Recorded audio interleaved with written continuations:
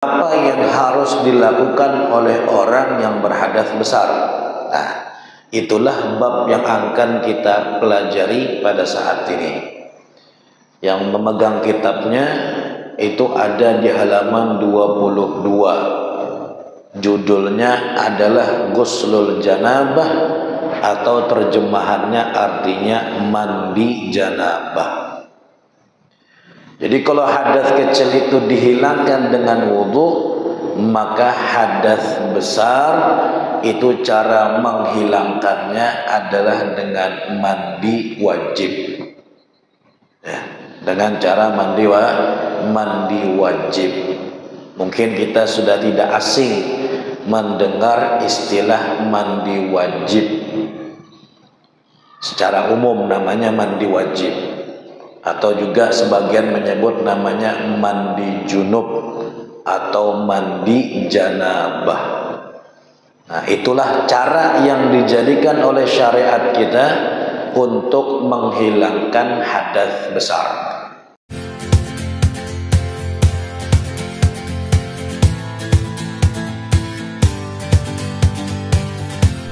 Assalamualaikum warahmatullahi wabarakatuh.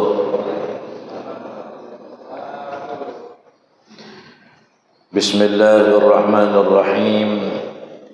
Alhamdulillahi rabbil alamin. Wa bihi nasta'inu ala umurid dunya waddin.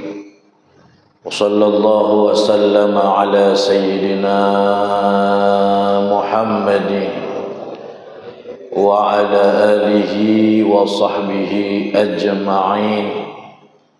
سبحانك لا علم لنا إلا ما علمتنا إنك أنت العليم الحكيم.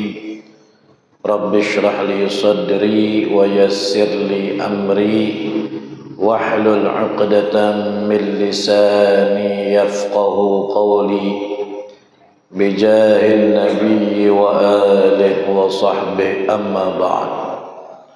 Alhamdulillah, puja dan puji syukur kita aturkan kehadirat Allah Subhanahu wa taala atas nikmat yang Allah curahkan, Allah limpahkan, Allah anugerahkan kepada kita semuanya. Kembali Allah takdirkan kita bisa bertemu lagi bersama-sama di majlis kita yang mulia ini. Yang spesialnya kali ini adalah kita bersama-sama berada di bulan Rajab Mudhar, bulan Rajab Al-Asad, bulan Rajab yang penuh dengan keberkahan. Mudah-mudahan Allah Subhanahu wa taala melipat gandakan pahala kita, dan Allah jadikan duduknya kita di majlis ini sebagai penghapus daripada dosa dan kesalahan kita, dan mudah-mudahan Allah jadikan kita orang yang beruntung dengan mendapatkan segala kebaikan di bulan Rajab. Amin ya rabbal alamin. Salawat serta salam tidak lupa pula kita haturkan kehadirat junjungan kita baginda Nabi kita, Nabi besar Muhammad sallallahu alaihi wa ala alihi wa sahbihi wasallam, dan juga kepada keluarga Rasulullah, sahabat-sahabat Rasulullah, dan orang-orang yang ada di jalan baginda Nabi besar Muhammad sallallahu alaihi wa ala alihi wa sahbihi wasallam sampai hari kiamat nanti. Amin ya rabbal alamin. Hadirin dan hadirat jamaah yang dimuliakan Allah Subhanahu wa taala, syukur alhamdulillah kita bisa berhadir lagi bersama-sama di masjid yang mulia ini, dalam majlis yang kita cintai ini, untuk kita bersama-sama meneruskan dan melanjutkan lagi pelajaran kita yang kita baca dari kitab Risalah Jami'ah, membahas tentang ilmu-ilmu yang wajib hukumnya diketahui bagi setiap orang yang mukallaf, dan kita semua ini adalah orang yang mukallaf. Pada pertemuan kita yang sebelumnya kita telah membahas tentang masalah wudu, yaitu rukun-rukunnya wudu dan juga kita telah membahas masalah syarat-syaratnya wudu. Masih tersisa satu lagi, yaitu adalah pembatal wudu. Itu belum disebutkan, nanti bab yang akan kita bahas sekarang. Setelah ini baru beliau menyebutkan pembatal wudu. Wudu ini fungsinya adalah untuk menghilangkan hadas kecil. Ya, orang yang wudunya batal itu namanya orang yang berhadas kecil. Maka dengan wudulah kita tadi itu menghilangkan hadas kecil kita. Ada yang namanya hadas besar. Jadi hadas terbagi jadi dua. Yang pertama namanya hadas kecil, yang kedua namanya hadas besar. Hadas kecil itu dihilangkan dengan berwudu. Alhamdulillah sudah kita lalui pelajarannya. Adapun hadas besar, apa saja yang menyebabkan seseorang berhadas besar dan apa yang harus dilakukan oleh orang yang berhadas besar. Nah, itulah bab yang akan kita pelajari pada saat ini. Yang memegang kitabnya itu ada di halaman 22. Judulnya adalah Ghuslul Janabah, atau terjemahannya artinya mandi janabah. Jadi kalau hadas kecil itu dihilangkan dengan wudu, maka hadas besar itu cara menghilangkannya adalah dengan mandi wajib. Ya, dengan cara mandi wajib. Mungkin kita sudah tidak asing mendengar istilah mandi wajib. Secara umum namanya mandi wajib, atau juga sebagian menyebut namanya mandi junub atau mandi janabah. Nah, itulah cara yang dijadikan oleh syariat kita untuk menghilangkan hadas besar. Sebelum kita masuk ke dalam pembahasan itu, terlebih dahulu kita ingin mengetahui mandi itu ada berapa macam hukumnya. Jadi macam-macam orang mandi itu macam-macam hukumnya. Yang pertama, hukumnya wajib. Kapan mandi itu hukumnya wajib? Yang pertama adalah kalau dia tadi itu terkena hadas besar, maka hukumnya wajib mandi. Ya. Kalau dia terkena hadas besar, maka hukumnya dia wajib mandi. Atau dia tidak terkena hadas besar, tapi dia bernazar. Nazar, tahu nazar ya? Dia bernazar, kalau saya begini misalnya, maka saya akan bernazar mandi Jumat. Nah, itu yang asalnya sunnah berubah menjadi wajib karena dinazari. Nazar namanya. Itu hukum mandi yang pertama, wajib. Ada kalanya mandi itu hukumnya sunnah. Kapan mandi itu hukumnya sunnah? Kalau semisal mandi Jumat. Orang kalau mau berangkat sholat Jumat itu disunnahkan mandi bagi orang yang mau berangkat Jumat. Kalau orang yang tidak mau berangkat sholat Jumat, maka tidak disunnahkan mandi. Seperti perempuan itu tidak sunnah mandi karena dia tidak mau berangkat Jumat. Seperti laki-laki yang sedang dalam keadaan udzur sehingga dia tidak berangkat sholat Jumat, misal dari lagi keadaan musafir. Orang musafir kan tidak wajib sholat Jumat, maka tidak sunnah bagi dia mandi Jumat. Ya kecuali dia mau berangkat Jumat baru sunnah mandi. Apalagi contohnya mandi itu hukumnya sunnah, misal seperti mandi hari raya. Mandi hari raya. Hari raya Idul Fitri, hari raya Idul Adha, ya sunnah hukumnya mandi. Nah, kalau mandi hari raya ini sunnahnya bagi semuanya, baik yang mau berangkat sholat maupun yang tidak, baik laki-laki maupun perempuan, dewasa maupun anak-anak, dalam keadaan suci maupun yang dalam keadaan haid sekalipun, sunnah mandi hari raya. Nah itu contoh mandi hukumnya sunnah. Banyak lagi yang lain seperti mandi ihram, seperti mandi di saat mau hadir ke perkumpulan kaum muslimin, misalnya seperti acara maulid dan segala macam, itu sunnah hukumnya. Ya, hukumnya sunnah. Itu yang kedua.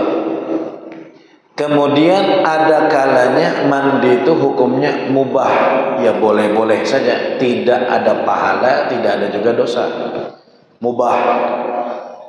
Kapan mandi hukumnya mubah? Ya seperti mandinya kita yang sehari-hari kita lalui. Pagi kita mandi, sore kita mandi untuk membersihkan saja, atau dari kepanasan supaya segar mandi gitu. Itu hukumnya mubah, boleh, tidak ada hukum apa-apa di situ. Itu yang ketiga. Yang keempat, ada kalanya mandi itu hukumnya makruh. Kapan mandi hukumnya makruh? Semisal orang yang mandi dengan cara menyelam padahal dia sedang puasa.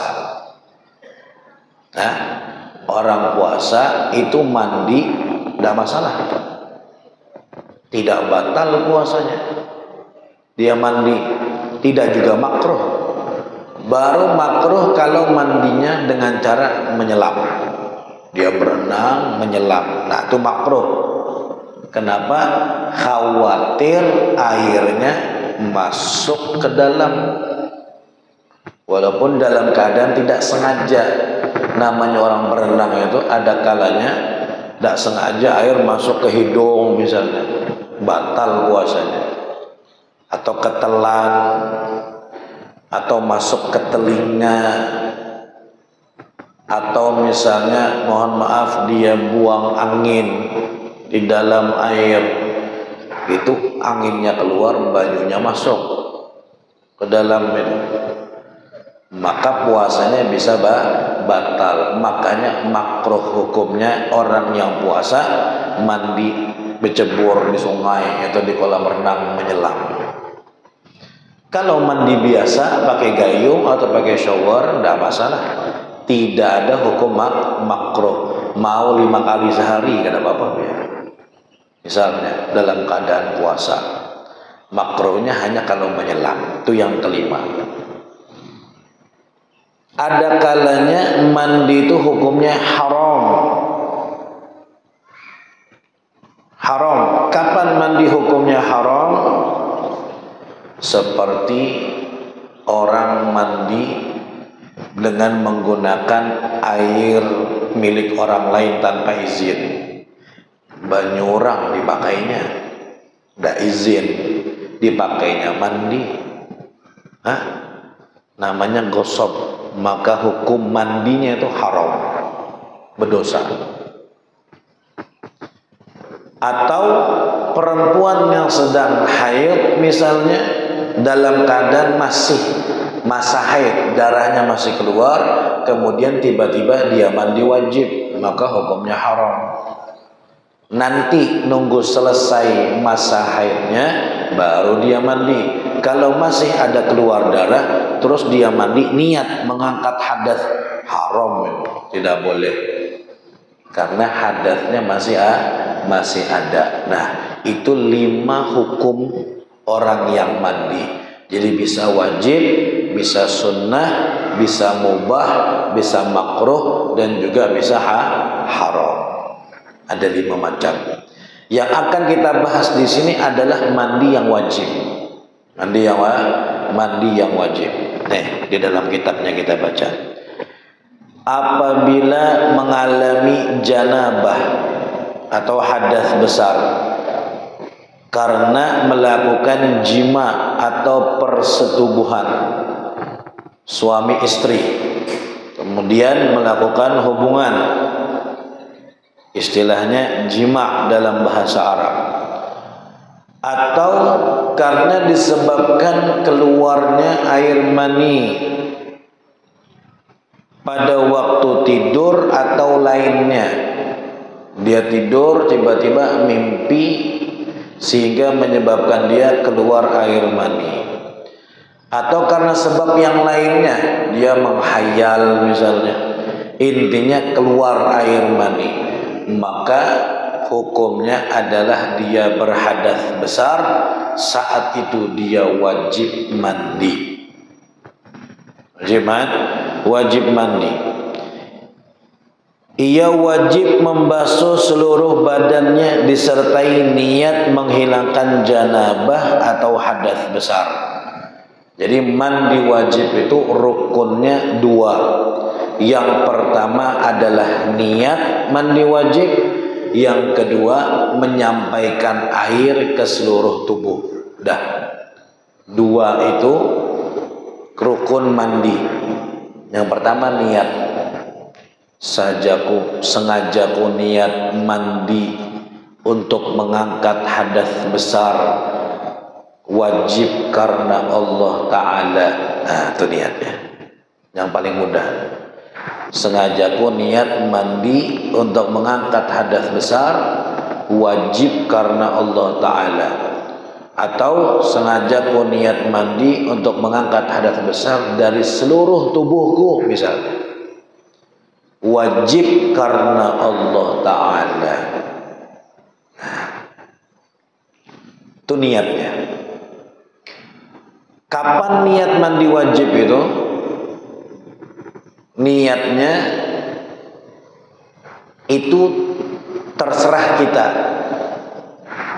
Kalau wudu itu wajib meletakkan niat ketika awal membasuh wajah, karena wudu itu ada urutannya. Wajah pertama, tangan, baru kepala, baru kaki. Kalau mandi tidak ada urutannya, semua anggota tubuh sama.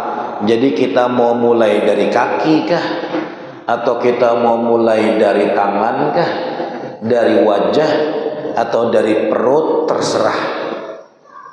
Ya, karena tidak ada urutan di dalam mandi, boleh-boleh saja. Ya, kalau pian mau bisa dimulai dari kemaluan. Dimulai dari kemaluan. Jadi pertama kali dia mandi wajib, yang pertama dibasuh kemaluannya. Kalau mandi wajibnya itu gara-gara keluar mani, maka usahakan sebelum mandi wajib untuk kencing terlebih dahulu. Karena kadang-kadang air mani itu masih ada tersisa, tidak keluar semuanya. Kalau orang itu mandi, ternyata setelah mandi pas dia kencing keluar lagi air maninya, mandi lagi. Jadi menghindar itu, kencing dulu sebelum mandi, biar tuntas semua yang ada. Mungkin barangkali ada tersisa, beres dengan dia buang air kecil, baru dia mandi, jadi aman sudah itu. Ya, sudah aman. Takutnya masih ada tersisa, masih ada yang ketinggalan. Nah, jadi kalau mau boleh niat dari kemaluan. Jadi pertama sebelum mandi yang dia basuh kemaluannya dulu. Jadi pas basuh kemaluan itu usahakan dalam keadaan duduk ya. duduk biar terbuka semuanya. Apa itu? Bedungkung kalau jar Banjar. Udah tahu bunyi kutai apa itu? Hah? Bedengkeng. Hah? Iya kan? Nah, ya itu sudah. Supaya terbuka semuanya. Mohon maaf, khususnya perempuan. Kalau dia tidak membasuhnya dalam keadaan bedengkeng tadi itu, ada yang tertutup, tidak terbuka semuanya, maka hukumnya harus dia tadi itu membasuhnya dalam keadaan bedungkung atau bedengkeng tadi itu, biar semua keluar yang zahirnya. Karena kalau berdiri ada yang tertutup, ada yang termasuk ke dalam. Nah, ini wajib kita bahas ya, karena ini ilmu. Sama laki-laki juga kalau bisa, biar bagian duburnya itu yakin kena air. Jadi nyiramnya dalam keadaan bedungkung atau bedengkeng tadi itu. Nah, di saat dia menyiram kemaluannya, dia niat nawaitul ghusla, sengajaku mandi mengangkat hadas besar ya, dari seluruh tubuhku misalnya, mengangkat hadas besar karena Allah Ta'ala.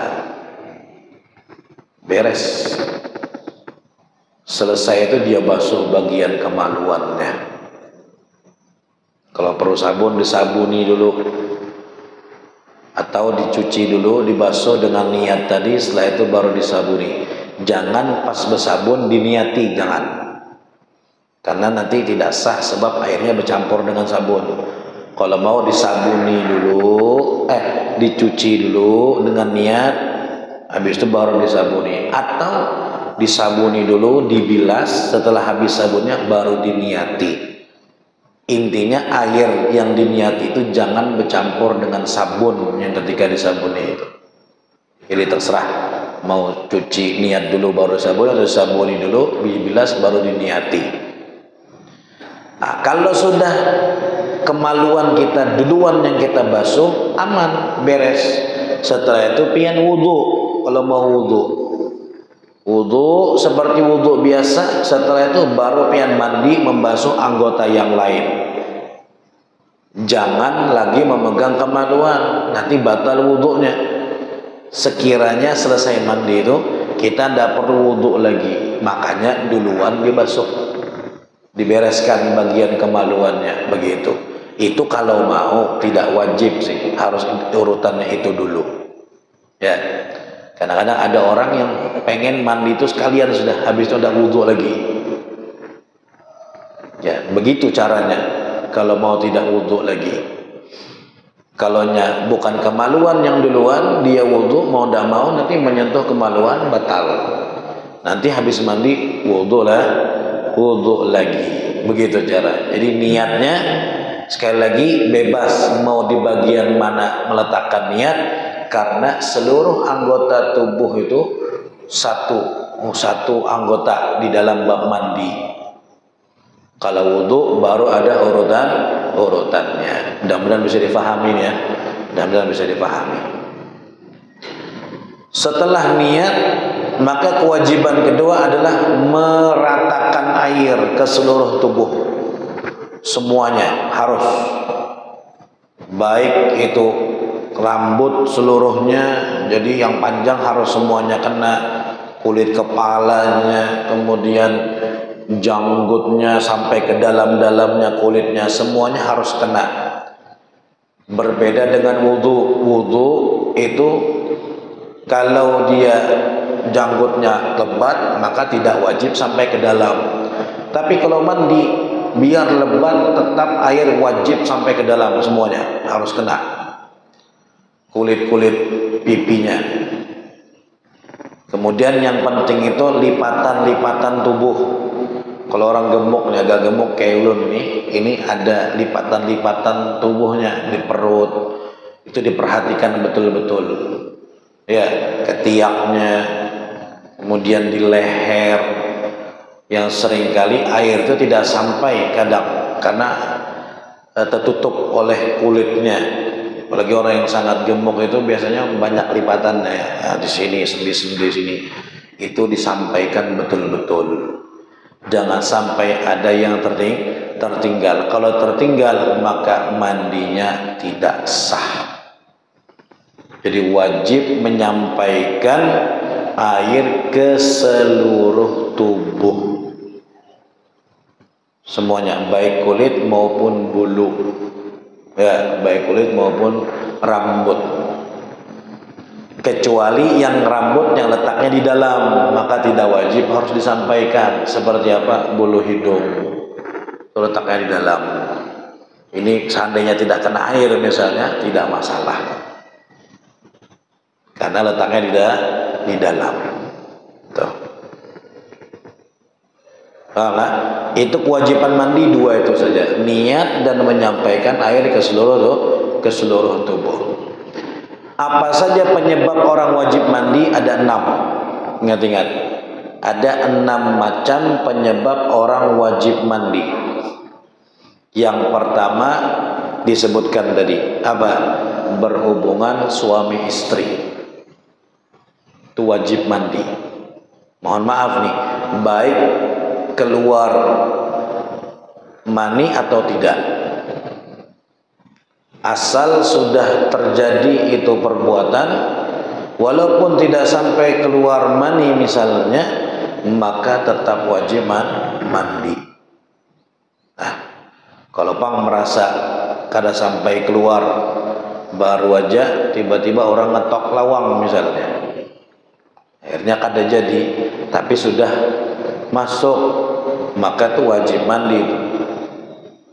Selesai tidak selesai wajib mandi. Itu yang pertama. Yang kedua, keluar mani, itu wajib mandi dengan cara apapun keluarnya. Ya, dengan cara apa? Dengan cara apapun, pokoknya kalau keluar mani wajib mandi, baik halal maupun haram mengeluarkannya. Itu yang kedua. Yang ketiga, haid. Kalau perempuan itu menjalani masa haid, kemudian selesai masa haidnya, maka dia wajib mandi. Kalau dia tidak mandi, tidak boleh melaksanakan ibadah yang lain. Yang keempat, nifas. Nifas itu perempuan yang keluar darah setelah melahirkan. Itu nifas namanya. Selesai masa nifasnya, maka wajib mandi. Paling lamanya perempuan nifas itu 60 hari, paling lama. Kalau lebih dari 60 hari, maka itu bukan nifas lagi. Pamannya 61 hari. Maka yang hari ke-61 itu bukan nifas lagi, bisa jadi haid. Kalau cukup syarat haid. Kalau tidak cukup syaratnya haid, maka namanya istihadhah. Jadi maksimal cuma 60 hari saja. Kebiasaannya 40 hari kebiasaannya. Tapi bisa jadi cuma seminggu atau 15 hari saja, atau mungkin 3 hari aja, atau mungkin sebentar, sekali keluar selesai. Sebagaimana yang dialami oleh Sayyidatuna Fatimah Az-Zahra. Sayyidah Fatimah itu putri Nabi, itu digelar dengan Al-Batul. Al-Batul itu menurut sebagian pendapat artinya apa? Suci. Kenapa beliau bergelar itu? Karena beliau perempuan yang tidak pernah tidak sholat. Jadi Sayyidah Fatimah itu tidak pernah tidak sholat. Pertama, dia tidak pernah haid, jadi sholat terus seumur hidupnya. Istimewa ya.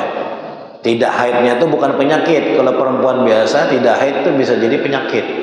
Ini tidak sehat. Keistimewaan yang diberi oleh Allah Subhanahu wa Ta'ala. Jadi tidak pernah haid itu Siti Fatimah. Jadi sholat terus. ketika dia melahirkan, nifasnya cuma satu semprotan darahnya, berhenti dah. Jadi waktu sholat tetap sholat, tidak pernah tidak sholat Sayyidah Fatimah, karena tidak pernah mengalami haid, dan kalau nifas pun nifasnya hanya sekejap. Jadi masuk waktu sholat, setelah melahirkan sholat sudah langsung sholat kembali. Jadi nifas boleh jadi hanya seret begitu aja. Kebiasaannya 40 hari, paling lama 60 hari. Putus darah nifasnya seorang perempuan, maka wajib baginya untuk mandi bersih atau mandi wajib. Itu yang keempat. Yang kelima apa? Melahirkan.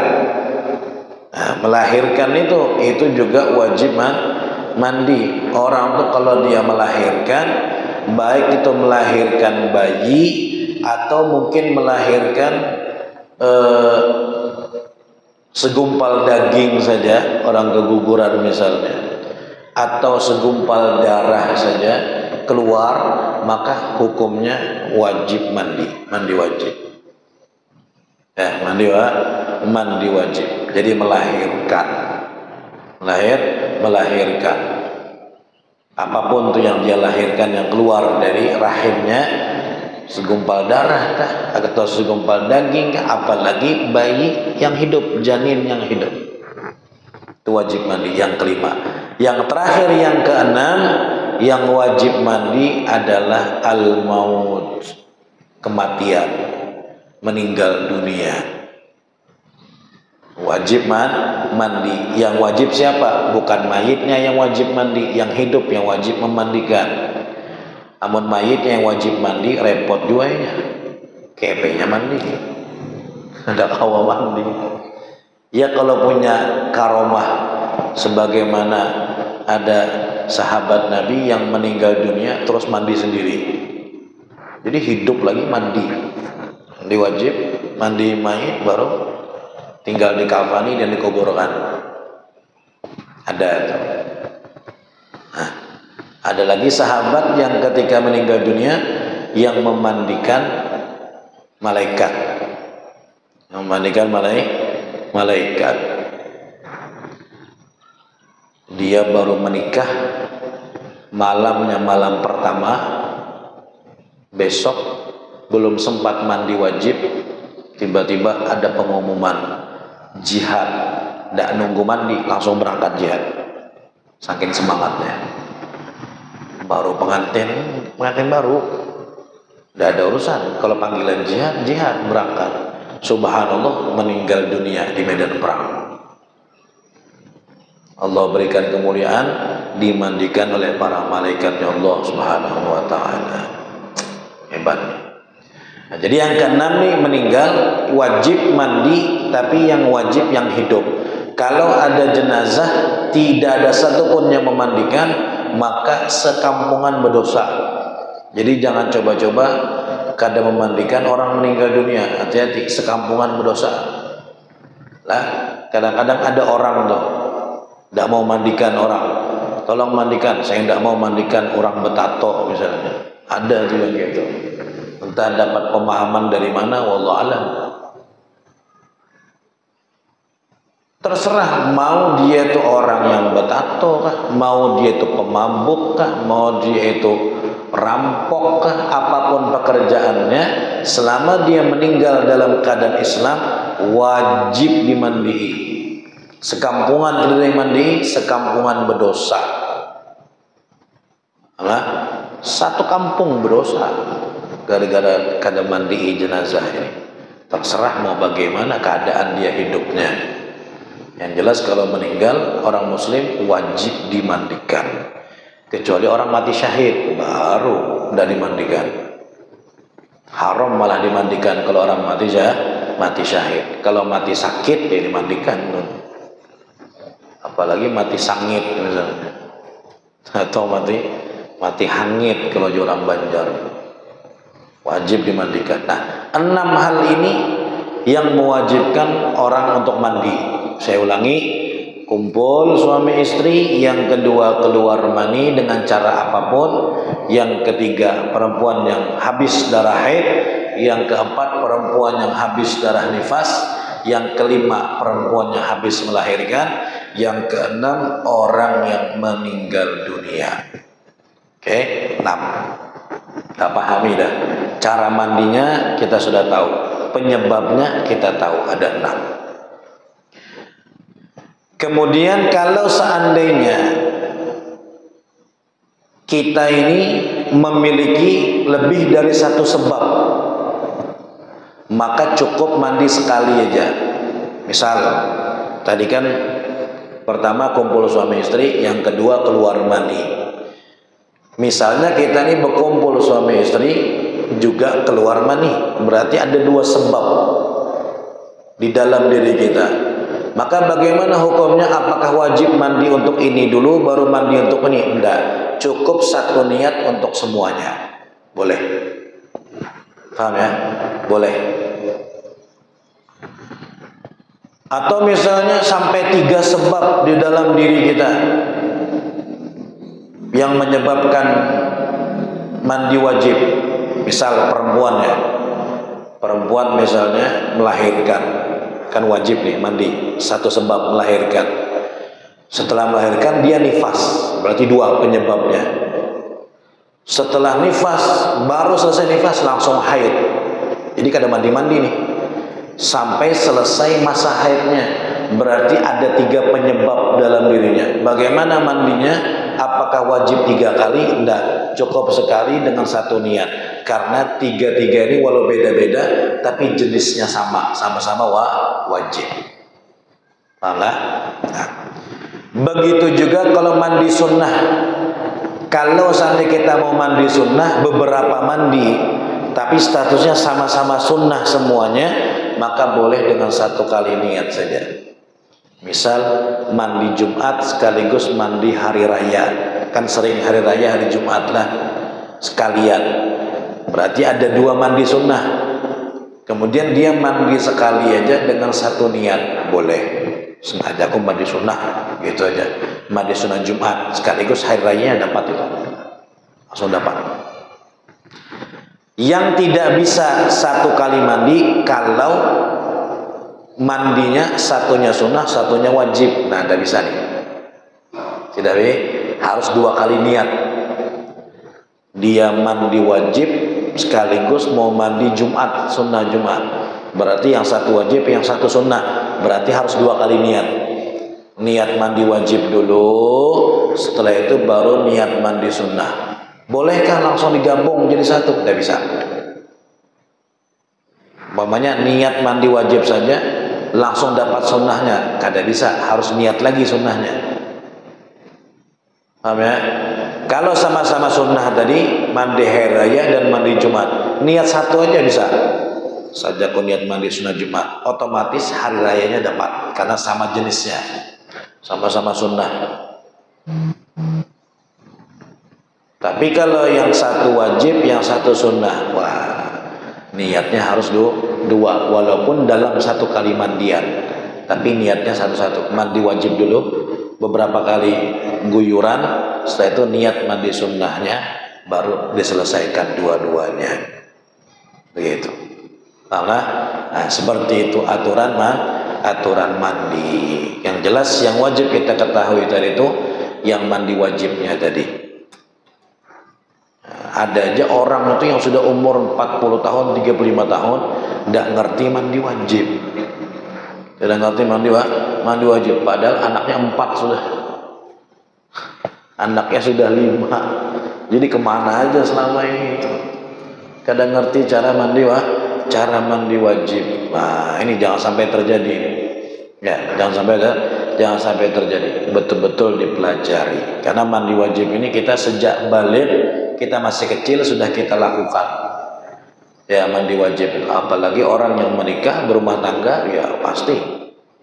Ada yang 2 hari sekali, ada yang tiap hari ada juga. Kalau pengantin hanyar mungkin. Ada yang sehari 3 kali mungkin. Jadi wajib tahu, wajib paham. Wallahu a'lam bishawab. Pas ya, besok. Nah, pas. Nah, insya Allah tanya jawabnya akan kita buka di pengajian besok subuh. Setelah sholat subuh kita lanjutkan pengajian kita dan akan dibuka sesi tanya jawab. Mudah-mudahan Allah berikan kemudahan langkah kita, Allah gerakkan hati kita untuk bisa berhadir di majelis-majelis yang kebaikan, majelis-majelis taklim, dan bisa melaksanakan sholat berjamaah hadir di masjid. Semoga yang punya hajat Allah kabulkan hajatnya, yang punya kesusahan dalam kehidupan Allah lapangkan kehidupannya, dihilangkan kesusahannya, dan mudah-mudahan Allah ampuni segala dosa-dosa dan kesalahan kita. Semoga Allah kabulkan segala hajat dan keinginan kita. Mudah-mudahan Allah matikan kita dalam keadaan husnul khatimah, dalam keadaan beriman, dan Allah berkahi bulan Rajab, Allah berkahi bulan Sya'ban, Allah sampaikan di bulan Ramadan. Amin ya rabbal alamin ala hadhihi niyyah wa kulli ma nabi salafana salih ila hadratin nabi Muhammad sallallahu alaihi wasallam. Al-Fatihah. A'udzu billahi minasy syaithanir rajim.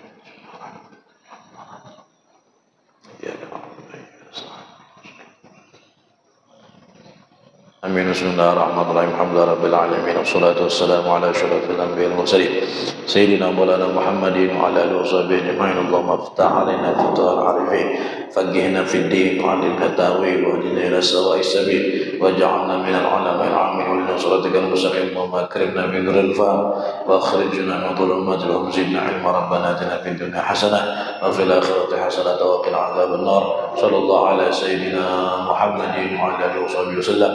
بفضل سبحان ربك رب العزة عما يصفون سلام على المرسلين والحمد لله رب العالمين. Ini dari ulul kami minta maaf salah-salah kata, minta halal minta ridha.